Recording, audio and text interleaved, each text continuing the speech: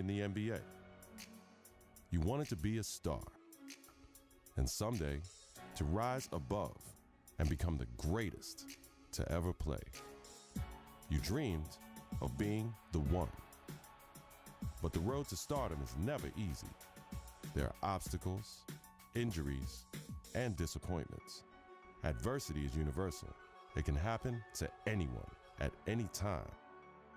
And one day, it happened to you. You went from being a guaranteed lottery pick to a kid who may never even play college ball again.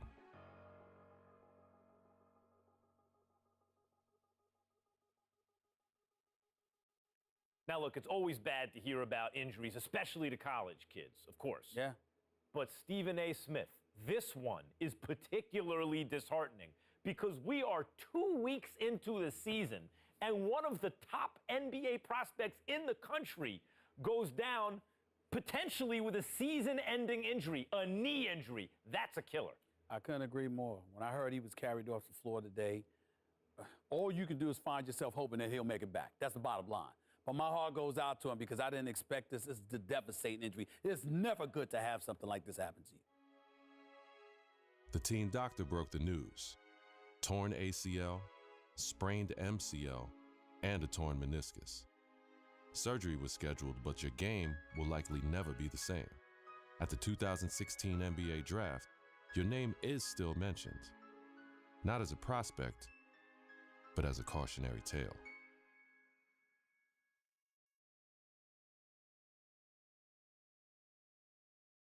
Now, there's another huge story in this year's draft. A record number of underclassmen, 30 of them, undrafted.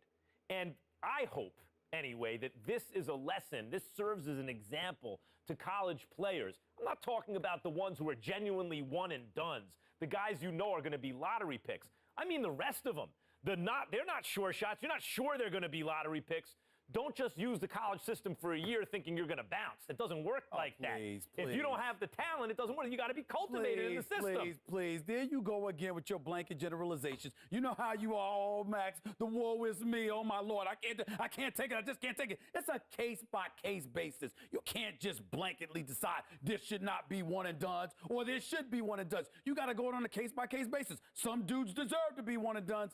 Some people don't. It's on a case-by-case basis. And that is my point. Thank you for making it for me. Every kid thinks they're the exception to the rule. And members of the media like, Stephen A. Smith, are encouraging these kids to come out early. Look, Max, bottom line is this. You got to take this into consideration. You had two dudes. They were called the Height brothers. Now, you had Nick Howard. This kid had a lot of promise. What does he do? He goes to college. Very uneventful first year, no doubt. The second year, he was pretty good. Here's the problem. The NBA, it's not about pretty good. You need to be great on the collegiate level, on the prep level, in summer leagues and what have you, in order for you to get the stature that you deserve. That's the bottom line.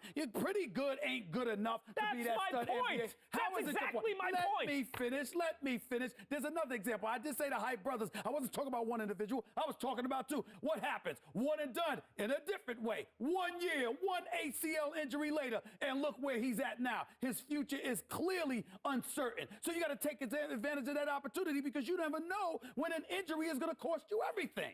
Stephen A., listen to yourself. Let's listen to yourself for a second. You give one argument for why a kid should come out early, a one-and-done situation.